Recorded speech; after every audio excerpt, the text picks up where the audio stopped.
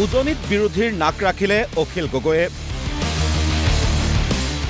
দুই গগৈৰ পৰাজয়ৰ বিপৰীতে প্ৰায় 18,000 ভোটত জয়ী ৰাইজৰ দলৰ সভাপতি।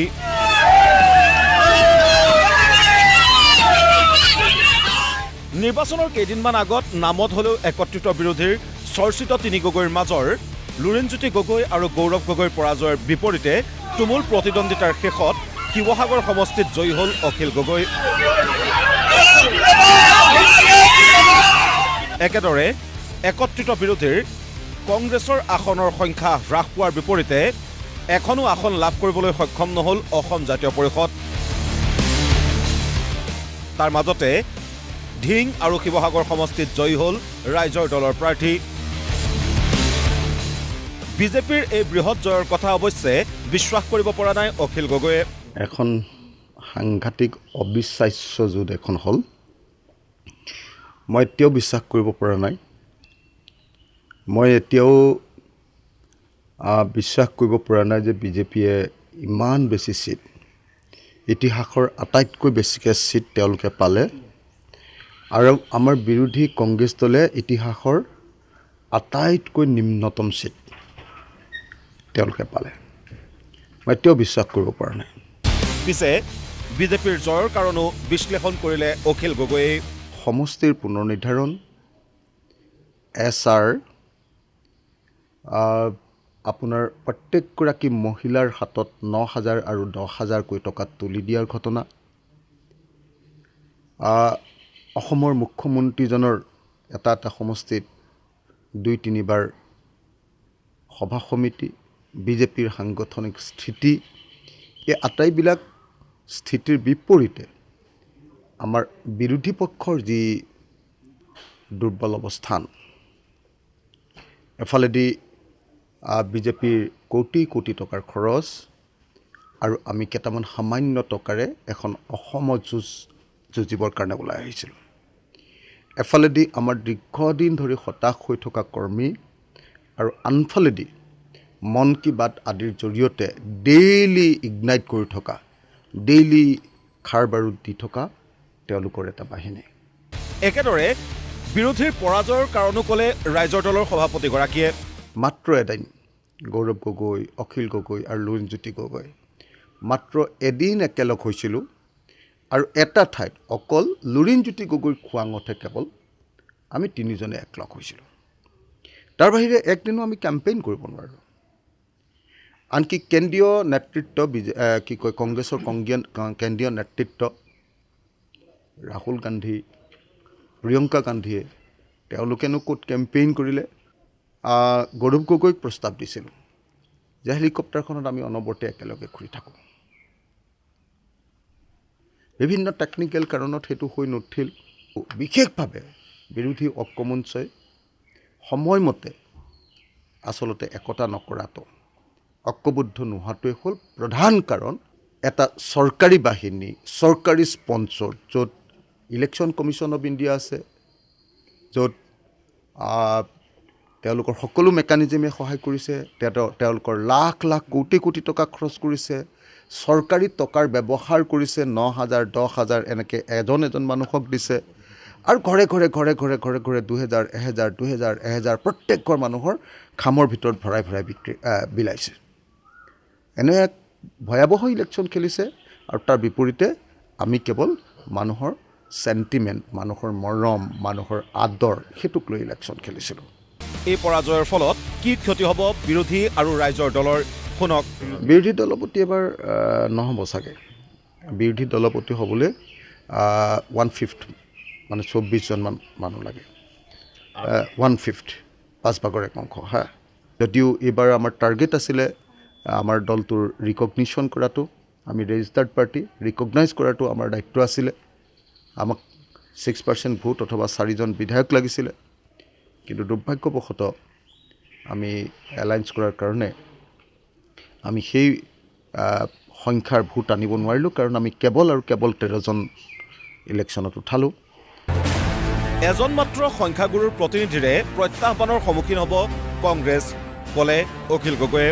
কংগ্ৰেছ দলৰ কাৰণে এইটো বহুত ডাঙৰ চেলেঞ্জ হৈ গ'ল। অকল এজন তেওঁলোকৰ আমাৰ সংখ্যাগৰিষ্ঠ মানুহৰ বিধায়ক আৰু তেওঁলোকৰ 18জন মাইনৰিটি বিধায়ক এইটো তেওঁলোকৰ কাৰণে ভয়ানক এটা চেলেঞ্জ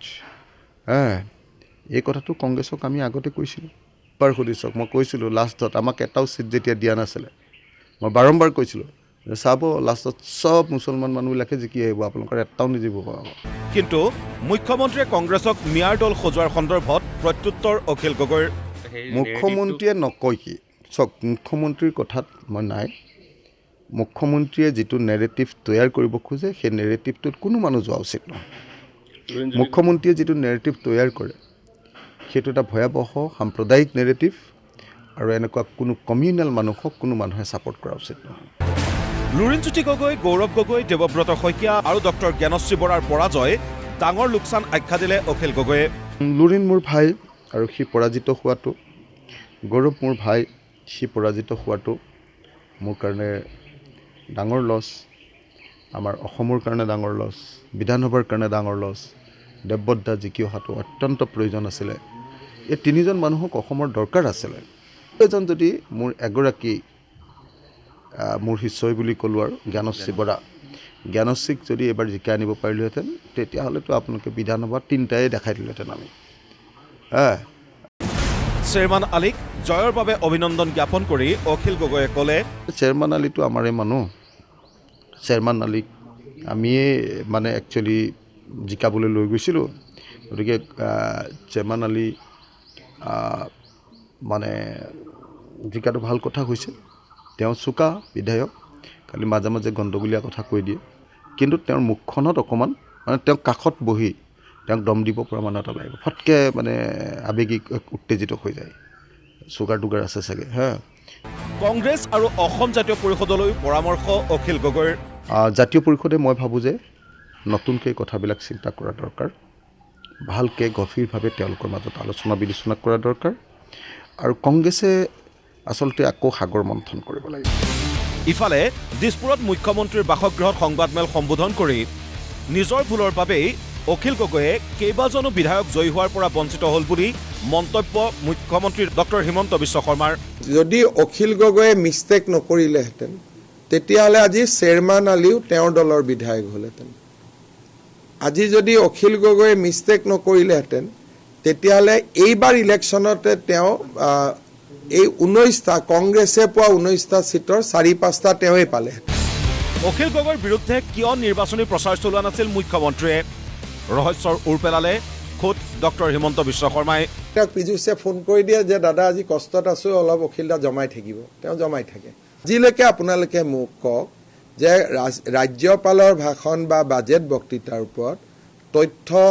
বা গোটেইখিনি গোটাই প্ৰমোদ গগৈয়ে যেনেকৈ শিৱসাগৰ বিধায়ক কোন আছিল প্ৰমোদ গগৈ ডাঙৰীয়াই যেনেকৈ বিধানসভাত ভাষণ দিছিলে তেনেকুৱা আজিলৈকে অখিল গগৈ এটাও ভাষণ দিছে নেকি ফট কৰি উঠিব আকৌ হাঁহি দিব আকৌ ওলাই যাব আকৌ বহি দিব তেওঁতো এইবিলাক কৰি থাকে তেওঁক চাই ভাল লাগে সেইকাৰণে ময়ো তেওঁৰ সমষ্টিত কেম্পেইন কৰিব যোৱা নাইতো তেওঁৰ এগেইনষ্টত মই এটা সমষ্টিতে হিন্দু প্ৰধান এটা সমষ্টিতে কেম্পেইন কৰিব যোৱা নাই সেইটো হ'ল শিৱসাগৰ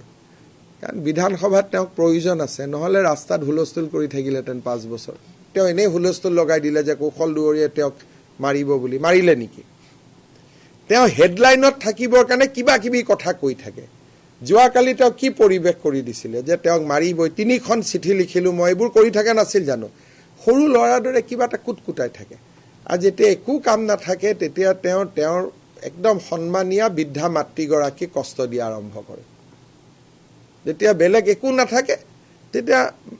আমাৰো একে বয়সৰ মা আছে ইয়াত লৈ আহিব তাত লৈ আহিব কষ্ট দি থাকে মোৰ দেখিলে বেয়া লাগে মৰিয়নিৰ ৰাইজৰ দলৰ প্ৰাৰ্থী ডক্টৰ জ্ঞানশ্ৰী বৰা সন্দৰ্ভতো বিশেষ মন্তব্য ডক্টৰ হিমন্ত বিশ্ব শৰ্মাৰ এগৰাকী জেনজি মৰিয়নিত উঠিছিল মই তেওঁৰ এটা ৰিল চাই আছিলোঁ কালি কৈছে